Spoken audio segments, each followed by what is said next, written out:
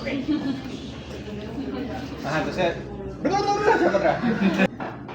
Lo que falta primero es que, esto no le había dicho, que hay diferentes diseños dependiendo de la dieta.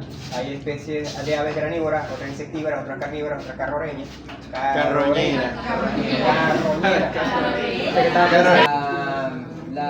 El divertículo esofágico,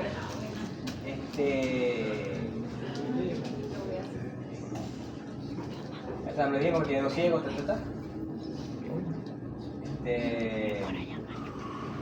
Voy a hacer la teoría hipostática. Es muy buena vista. Ya ven primero lo que se van a comer. Esófagos presentan glándulas mucosas porque ellas no pueden masticar, tienen que consumir un alimento demasiado, la forma que tenga, y para poder hacer circular la saliva no da suficiente lubricación. Entonces en el esófago tienen unas glándulas que producen moco que ayudan a la lubricación del alimento. El buche es el órgano de almacenamiento del alimento, y en algunas especies el buche produce una sustancia que el ave regurgita y con eso alimenta al pichón. Obviamente esas son las especies voladoras, porque por ejemplo las gallinas no alimentan los pichones. La gallina, el pichón sale completamente formado y él empieza a caminar de una vez. En cambio las aves voladoras forman un nido, tienen el pichoncito nace muy inmaduro y tiene que ser alimentado. Entonces el ave dentro del buche tiene unas glándulas que mejoran la composición nutricional de lo que se come, y ella regurgita y con eso alimenta el pichón. Ese líquido se llama leche del buche, le asigna ese nombre, pero no voy a decir después que yo dije que las palomas daban leche.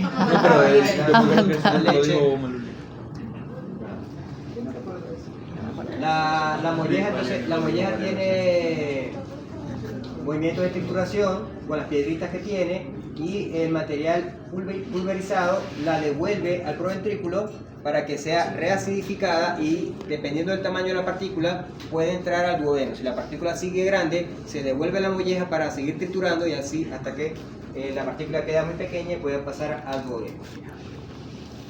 En el duodeno hay unos autores, no sé cómo dice Maluli. ¿Qué les dice Maluli? Que hay yeyuno e ilion o no hay. Porque según lo que estaba leyendo para esto, el ave solamente tiene duodeno. El intestino es muy corto, bueno, solamente tiene duodeno. Aquí nadie. ¿Qué le dijo Maluli, no?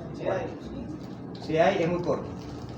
Es apenas un segmentico, que lo que llaman yeyuno e ilion. Bien, hay una asa duodenal, el páncreas está completamente rodeado por la asa duodenal, y también se producen estas hormonas que dijimos que es la secreta gogo. El colon es inexistente. En el colon se produce la digestión fermentativa, o sea, igual que los caballos y los conejos, el colon sirve para digestión fermentativa, esta fermentación, esa digestión fermentativa permite evaluar la utilización del nitrógeno por parte de las bacterias. Las bacterias toman el nitrógeno que está en la dieta y forman proteínas. Esas proteínas sirven para la nutrición del ave, que es lo que hacen los rumiantes. Y entonces en la cloaca es común con el aparato genitourinario, quiere decir que en determinado momento aquí va a haber heces y orina en común. Entonces esa cloaca puede devolver ese contenido al intestino grueso por unas contracciones que se llaman antiperistálticas. ¿Por qué se llaman antiperistálticas? Porque van en sentido aboral-oral. Como va aboral-oral, se llaman antiperistálticas, y las peristálticas van de sentido oral a oral. Okay, entonces hay reabsorción de agua, y luego viene la defecación con la disminución de agua en el contenido de la heces. La absorción se realiza en el intestino delgado, que dijimos que solamente hay duodeno, pero como es tan corto, el tránsito intestinal es muy rápido. Entonces las heces, el ave consume alimento preparado, como el alimento que le dan a las gallinas, ¿verdad? De producción. Ese alimento pasa muy rápido y las heces contienen todavía mucho alimento. Entonces, ese alimento puede ser utilizado, esas heces con contenido no digerido, puede utilizarse para la nutrición de rumiantes. Y es lo que se llama la yasija. La yasija entonces son heces de pollo que se usan para alimentar rumiantes. Bien. La absorción de calcio en la gallina puede obrar muy importante porque forma la cáscara y el mecanismo de absorción va a depender de la cantidad del requerimiento de calcio que tenga la dieta. Si el requerimiento es alto, bueno, esto es la concentración de calcio en la dieta, pero también esto se activa de acuerdo a la vitamina D. En presencia de vitamina D se absorbe más calcio porque se activa el transporte activo. ¿Ya? Yo creo que se llama de la... Bueno, eso era ave, es muy fácil, ¿verdad? Sí. Corto. Vamos a hablar de rumiantes. Bien. Rumiantes, saben que ya dijimos que el rumiante era un fermentador con patas y ese fermentador está ubicado previo al estómago, entonces se llama un fermentador pregástrico. Ese fermentador viene dado entonces por los compartimientos que están antes del estómago verdadero, que se llama abomaso. En este caso está el rumen, el retículo, el omaso y el abomaso. El rumen es el compartimiento más grande, que es donde ocurre el ataque microbiano, que es donde va a ocurrir entonces el proceso de digestión por fermentación. La persona no le puso un trabajo en bioquímica de la fermentación, de cómo se hace la cerveza. Sí. Bien. La fermentación es un proceso de que las bacterias digieren los carbohidratos y producen diferentes productos, ¿verdad? Uno producto puede ser ácido, que producen ácido láctico. Otro producto de fermentación es el alcohol. De ahí que la fermentación bacteriana produce el alcohol, que es lo que se usa para las bebidas. O el ácido láctico, también puede producir fenoles, cosas así, que cuando la fermentación huele feo. Entonces, cuando algo se pudre,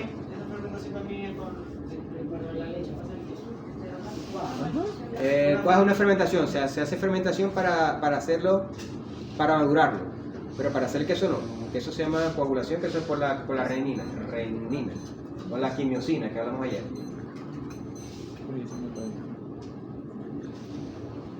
¿Qué más? El retículo y el abomaso ejercen funciones mecánicas, o sea, terminan de moler para hacerlo mucho más fino. Así se vivió la inauguración. ¿Cómo se vivió? Esa digestión del rumen es fermentativa, y la digestión del estómago y en el duodeno y el intestino es en fermentación enzimática. Tiene que recordar las dos palabras, ¿verdad? La digestión fermentativa, ¿quién la hace? Las bacterias. Y la digestión enzimática, ¿quién la hace? Las enzimas propias del animal. ¿Y se producen dónde? Se producen en la saliva, en el estómago, en el intestino, en el páncreas. Bien, ¿cuál es la ventaja de la fermentación ruminal? El rumen tiene una ventaja comparativa con los demás herbívoros porque pueden usar eficientemente, o pueden utilizar esa fibra que está en los vegetales, que no pueden ser utilizados por los otros animales, o son utilizados de manera menos eficiente a través de la fermentación postgástrica. La fermentación pregástrica es más eficiente, tienen ese compartimiento donde se puede hacer más eficiente esa fermentación. Bien, entonces en el alimento, que básicamente son vegetales, tienen esa fibra decimos que se llama lignina, pero también hay otra fibra que se llama celulosa. Entonces, otra cosa es que, como vimos en un monogástrico, para alimentarlo con proteínas tenemos que darle la proteína. Y la digestión de proteínas, ella se encarga de, con la peptidasa esa que hablamos, se encarga de agarrar el aminoácido y ese aminoácido ponerlo en la sangre. Pero tiene que estar creado el aminoácido. Hay aminoácidos que no se pueden crear en el cuerpo, ¿verdad? Que se llaman aminoácidos ¿cómo? Aminoácidos esenciales. Esos aminoácidos no pueden ser creados en el cuerpo. Tienen que estar ingeridos, obligatoriamente tienen que estar en la dieta. Entonces esos aminoácidos se absorben tal cual. Entonces, ¿cuál es la ventaja de la fermentación ruminal? Que para el rumiante no hacen falta esos aminoácidos esenciales. No hay que dárselos en la comida, porque las bacterias se encargan de producirlas. Yo lo que tengo que ponerle en el rumen es carbohidratos y nitrógeno, y las bacterias se encargan de agarrar esos carbohidratos, te hacen las proteínas y el rumiante se come esa proteína. O sea que no, para el rumiante no hay ningún aminoácido esencial, porque todas las proteínas, todos los aminoácidos van a ser sintetizados en el rumen. De tal manera que yo le puedo dar nitrógeno pelado, porque en el mono gástrico yo no le puedo dar nitrógeno pelado, lo mato, lo intoxico, porque el nitrógeno es un veneno, como la urea. Ustedes no pueden agarrar un puñado de urea y comérselo, se muere, ¿verdad? Intoxicación. En cambio, el rumiante, ustedes sí le pueden dar nitrógeno pelado. El nitrógeno pelado puede ser en urea o en ácido úrico, que es lo que viene en la yasija. Por eso que en la yasija se le puede dar al rumiante, porque el rumiante va a aprovechar ese nitrógeno que no está pegado a nada y lo va a unir a carbohidratos o a cualquier otra cadena carbonada y va a formar aminoácidos. Profe, eso viene porque las heces de las aves ¿Tiene qué? tienen un Tienen ácido úrico. Sí, ácido úrico. Sí, ese tiene mucho ácido úrico y amonio. Y sale barato. El amonio es sin carbono y urea es con carbono. Ok, entonces, ¿qué pasa? Que el rumen, esto es un esquema del rumen, ¿verdad? Aquí viene el alimento, el alimento se mezcla aquí con la saliva, tal, se mezcla con las bacterias y las bacterias forman entonces todas las sustancias que el rumiante se va a absorber. Y se alimenta de eso. O sea, no se alimenta de la dieta, sino quien alimenta al rumiante son las bacterias que habitan en el rumen. Otra cosa que permite el rumen es que si hay alguna sustancia que es tóxica, las bacterias se van a encargar de romperla. O sea que teóricamente los rumiantes no deberían de intoxicarse vía oral, porque las bacterias son capaces de degradar la mayoría de los tóxicos. Sin embargo, hay tóxicos que el rumiante absorbe por las paredes ruminales y puede también intoxicarse. Pero teóricamente el rumiante es menos propenso a intoxicarse. Bien, otra cosa, en la naturaleza el rumiante se evolucionó así porque él podía comer en las horas del día, ¿verdad? Donde no habían depredadores, él comer y después esconderse en áreas que pudieran, altas por ejemplo, que pudiera vigilar, y en ese momento es que él digería el alimento. O sea que eso es lo que permite a los rumiantes silvestres, le permite lo que es comer y correr. Bien, entonces estos productos finales es de lo que se alimenta el rumiante, se alimenta de los productos finales. Entonces vamos a nombrarlos aquí, que son las proteínas microbianas, y esto es muy importante que lo van a ver de aquí en adelante en todo lo que sea rumiante, bovino, todos los ácidos grasos volátiles. El rumen en la parte ocupa el lado izquierdo. Acuérdense que el rumen está del lado izquierdo y le queda espacio para el lado derecho. Cuando el rumen está muy grande, puede presionar el resto de las vísceras. Se extiende desde el diafragma hasta la pelvis, o sea, está ocupando toda la mitad izquierda de la cavidad abdominal.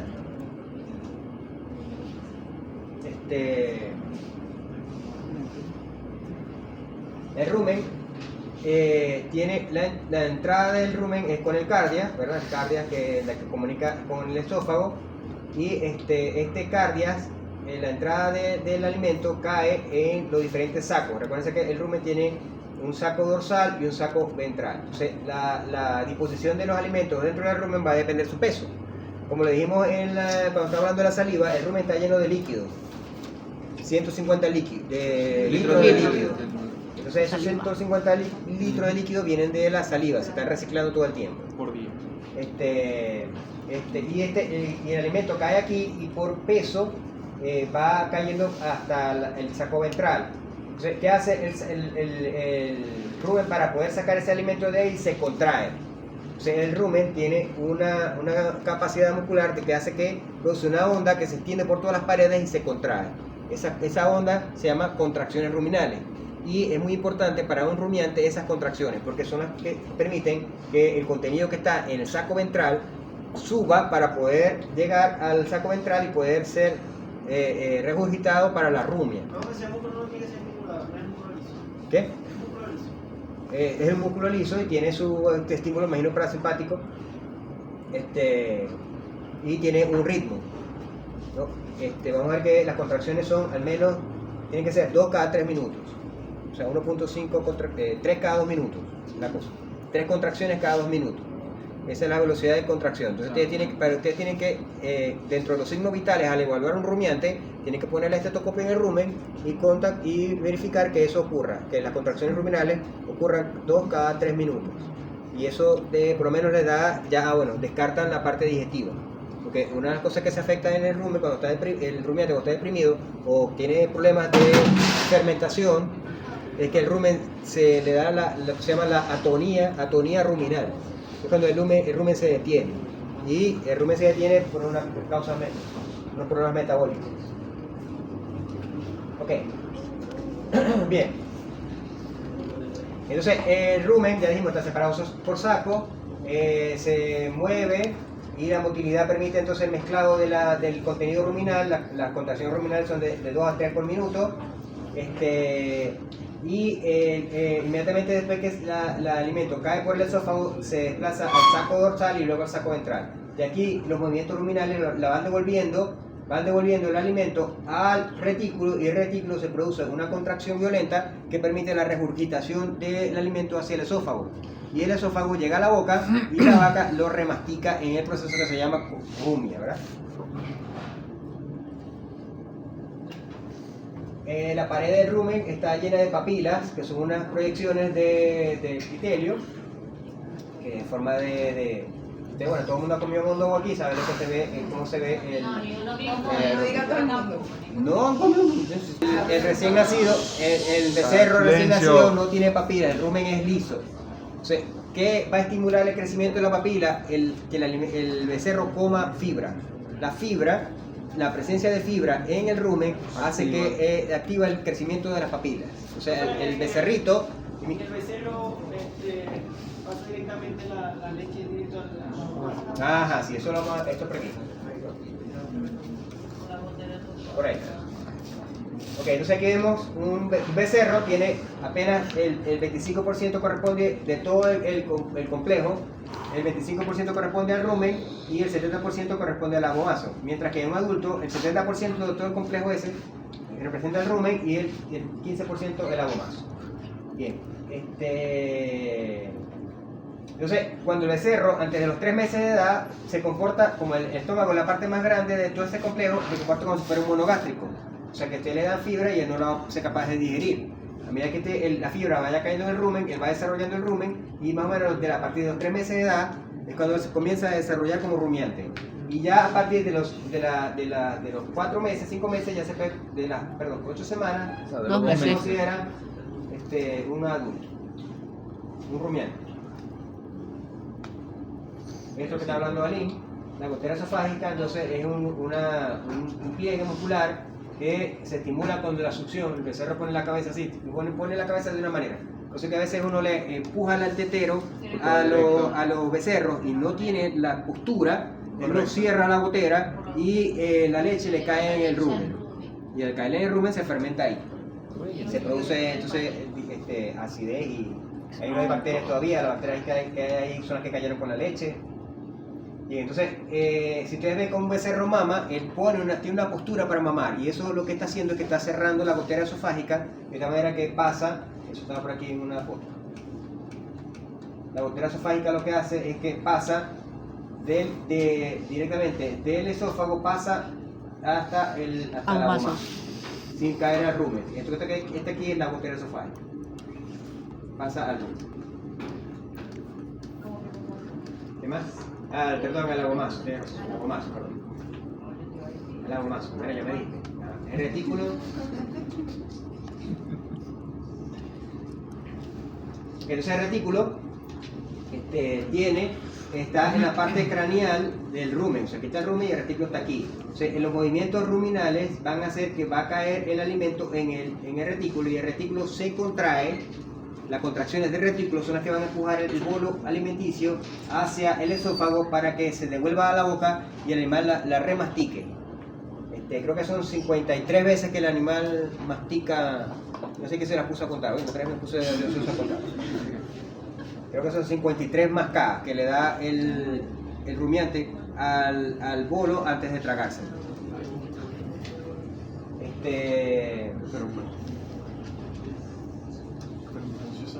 Bien, entonces el retículo, ¿se acuerdan que también sale en el mondongo? El patrón de panal de abejas, el retículo. Después viene el omaso. El omaso es el que se continúa con el retículo. Entonces, la partícula, acuérdense que nosotros decíamos que era que en el monogástrico, en el píloro había un esfínter.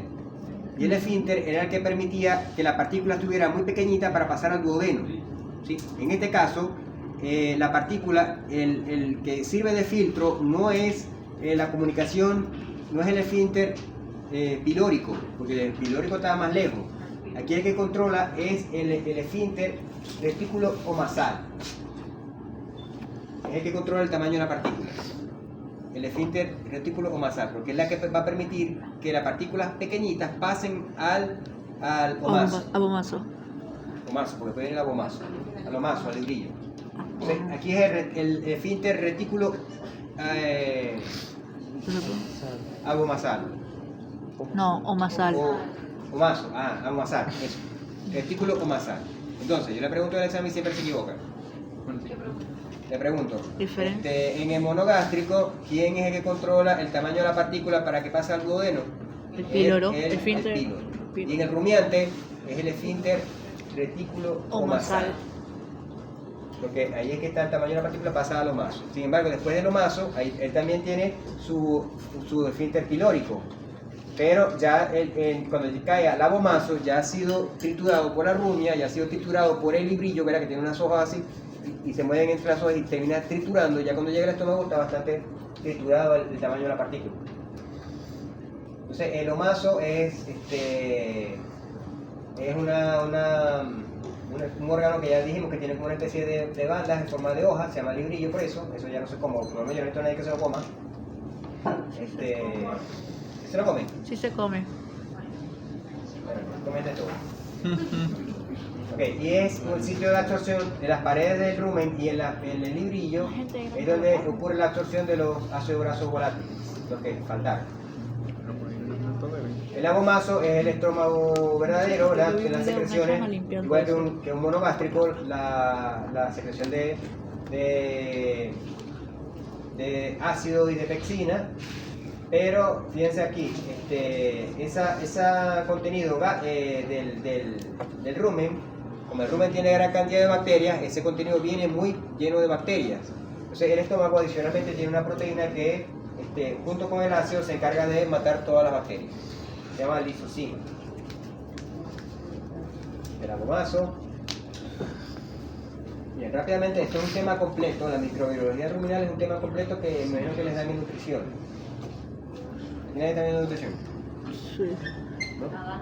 Rápidamente, para que sepan, quien hace la fermentación son las bacterias, pero no solamente las bacterias, sino que hay bacterias, hongos y protozoarios. O sea, la diferencia entre un hongo y un protozoario. ¿Y de un hongo? ¿Cuál es la diferencia entre las tres? En un hongo es un microorganismo que tiene pared celular. Como las plantas. Entonces, si las plantas tienen una pared celular,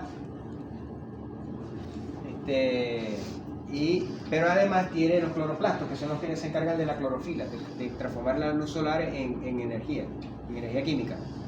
Los hongos es igual que una planta, pero sin cloroplasto. Tienen pared celular y no tienen cloroplasto. O sea, es un intermedio entre un animal y una planta, porque tienen pared celular como las plantas, pero no tienen cloroplasto, sino que son heterótrofos como los animales. Bien, las bacterias son células que son organismos unicelulares que no tienen núcleo. Tienen ADN, pero no tienen núcleo. Entonces el ADN está suelto por ahí. Es lo que se llama el nucleosoma. Entonces, las bacterias no tienen núcleo, sino que el ADN está suelto en el citoplasma. Eso se llama un procariota. ¿Verdad? No tiene núcleo. Y el protozoario es igual que una célula, es mucho más grande que la bacteria, también es unicelular, pero sí tiene núcleo. Entonces, es una bacteria, desde el punto de vista del organismo, es más avanzado que una bacteria porque sí tienen motilidad y tal.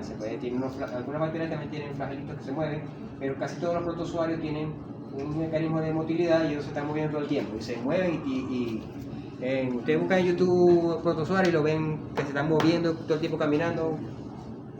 Entonces, ¿qué pasa? Que muchas de las fermentaciones producidas por los hongos, en este caso se llaman levaduras, y por las bacterias.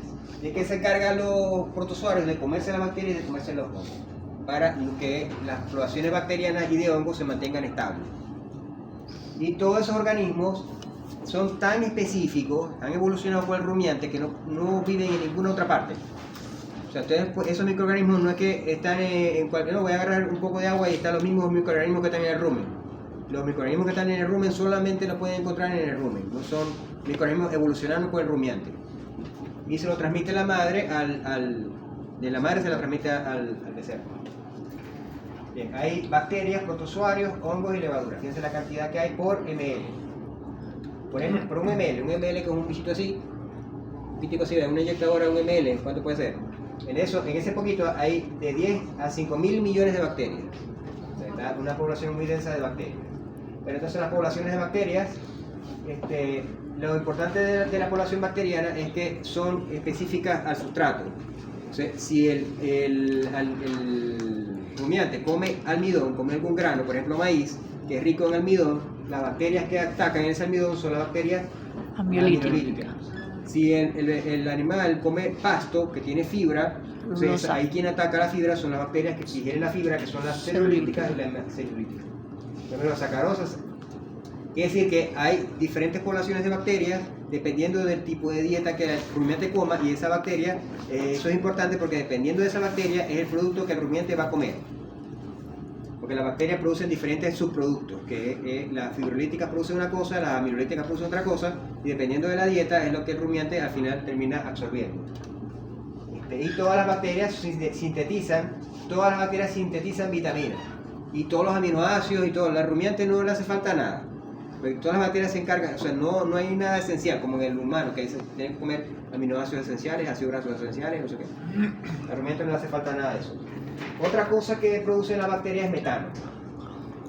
El metano es un gas, es un solo carbono, ¿no?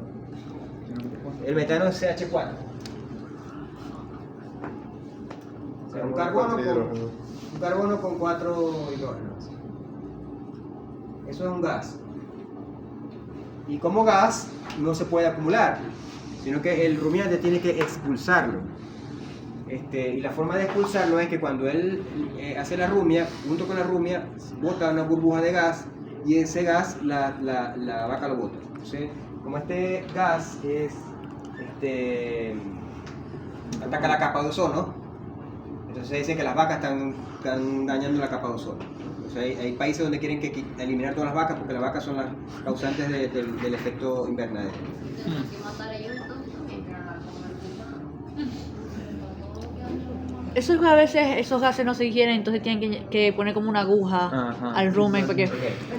Y le prenden fuego por el Entonces, ayer habíamos hablado que la saliva tiene un efecto... Que te prenda carne en la vaca y Las vacas Eso lo hacen, eso lo No, hacen. para que se bote más Sí, rápido. este metano también se usa para la cocina.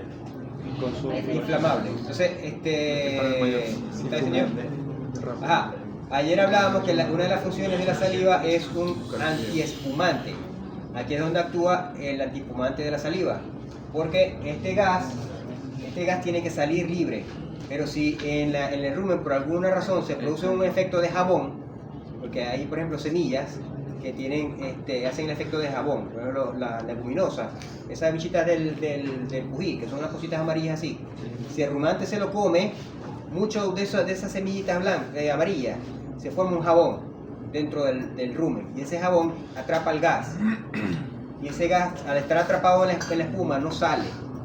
Entonces el rumiante va acumulando gas, el rumen se dilata con gas y se produce lo que se llama el timpanismo. Entonces ese timpanismo se llama timpanismo espumoso.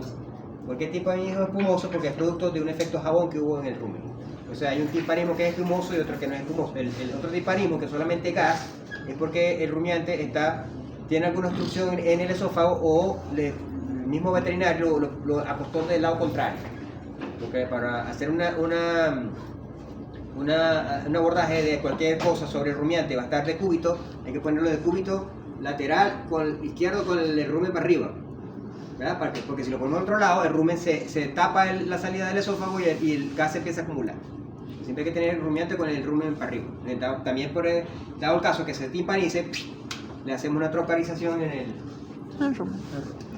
Entonces el metano.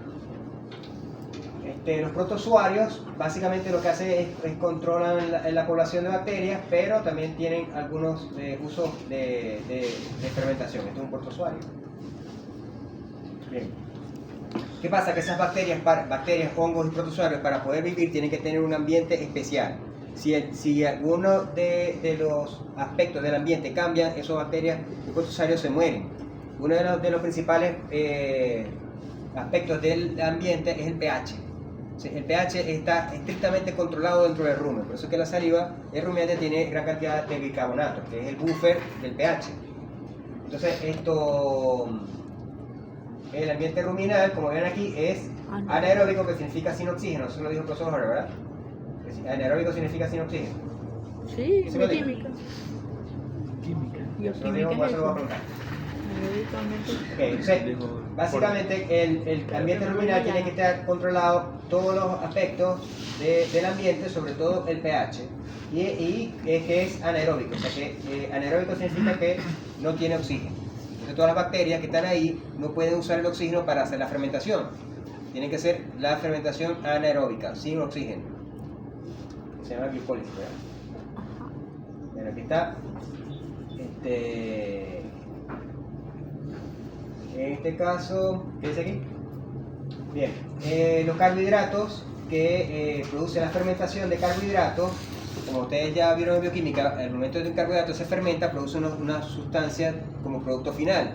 Esa sustancia puede ser alcohol, ¿verdad? De ahí que se usa la fermentación para producir vino, cerveza, queso madurado, ¿verdad? Eso lo que hacen las bacterias es fermentar los carbohidratos y producir una sustancia final que es la que se va a usar. En este caso, el rumen produce ácido. En la fermentación final, o en el producto final de fermentación del rumen es ácido, ¿no sé, Mariano? Entonces, la fermentación del rumen produce ácido. Hay 4 tipos de ácido que produce el rumen. Está el acético, el propiónico, el butírico y el láctico. O sea que el acético es de 2 carbonos. El acético tiene 2 carbonos, el propiónico tiene 3 carbonos, el butírico tiene 4 carbonos y el láctico tiene 6 carbonos. Entonces, estos ácidos son los que el rumiante usa para producir su propia glucosa. Ustedes saben, lo dijimos por ahí en algún momento en el curso, los glóbulos rojos y el aparato, el sistema nervioso central, solo puede usar como forma de energía para su mantenimiento glucosa. O sea, el rumiante, por más que no absorba glucosa, tiene que tener glucosa circulando en la sangre para poder alimentar a los glóbulos rojos y poder alimentar el sistema nervioso central y poder estar vivo.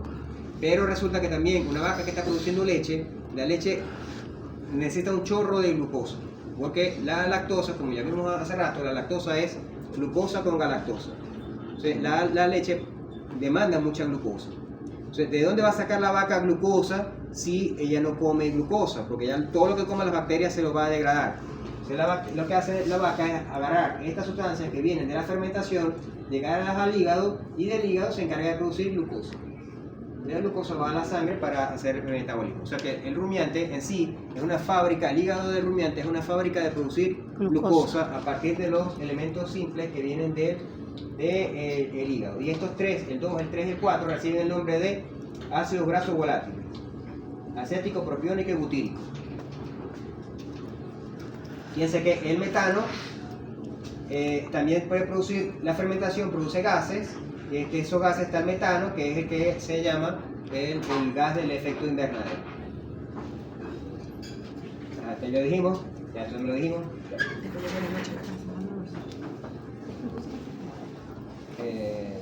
Sí, pero ya los ácidos grasos volátiles son carbón, acético, que es el mismo vinagre que le echan a la ensalada, ¿verdad?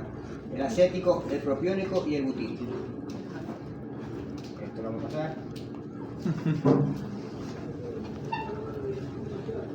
Bien, esto, ¿se acuerdan cuando estabas hablando de que las bacterias tenían diferentes poblaciones y dependiendo de la población el producto la forma, el alimento que atacaban? Hay bacterias amilolíticas que atacan el almidón y hay bacterias fibrolíticas que atacan la fibra. Bien, esas bacterias amilolíticas también cambia el producto final. Las bacterias amilolíticas que atacan el almidón producen muchos propionatos y las bacterias que atacan el pasto, la fibra, producen mucho acetato. Y va a depender de ese producto de final cómo la vaca va a producir la glucosa. Porque si ven, el propionato es una molécula de 3 carbonos. ¿Cuánto tiene la glucosa? 6, ¿verdad? Si yo agarro 3 más 3, o sea que para la vaca es muy fácil producir glucosa a partir del propionato. Entonces, el ácido láctico ya viene con 6. O sea, ya es más fácil producir glucosa más todavía. Entonces, estos son los compuestos que la vaca tiene, son más glucogénicos. En cambio, los otros requieren otros mecanismos que requieren más energía. Entonces, por eso es que dependiendo de la dieta, es la cantidad de producto que está aquí. Y entonces es la cantidad de, si yo quiero que una vaca dé leche, yo no le puedo poner mucho ácido acético, porque el ácido acético no me va a dar glucosa. Yo tenía un profesor cuando vi rumiantes que preguntaba, ¿por qué si el pasto es verde la leche es blanca? Increíble. Así. ¿Por qué si la paja es verde la leche es blanca? Increíble. ¿Qué? Pregunta que no me dejan terminar. No, yo se lo voy a preguntar, pero entonces, ¿qué es lo que está? Que yo no se lo voy a preguntar. ¿Pero por qué? ¿Por qué preguntaba eso? Porque uno tenía que narrar desde la fibra, desde la conformación del pasto, la fibra, todo lo que tenía, la pared celular, el celulosa, no sé qué, cómo llegaba al rumen, el rumen se degradaba por qué grupo de bacterias para producir qué ácido graso volátil, ese ácido absorberse por las paredes ruminales, llegar al hígado, en el hígado por qué ruta metabólica le transformaba el ácido propiónico, el acético de lo demás en glucosa, y cómo esa glucosa llegaba a la glándula mamaria, que pasa en la glándula mamaria con la glucosa para salir con la leche. Y eso llenaba uno o dos hojas de examen explicando todo. ¿Por qué si el pasto verde la leche es blanca? La preguntica. La rumia. muchacho, cállense. Ok, entonces la rumia tiene 4 pasos. El primer paso es que se contrae el retículo, y el retículo entonces se contrae y el bolo alimenticio es regurgitado, ¿no? Después, al llegar a la boca, la vaca remastica 53 veces, 54, no sé cuántos son. El bolo, yo no sé si la vaca sabe contar.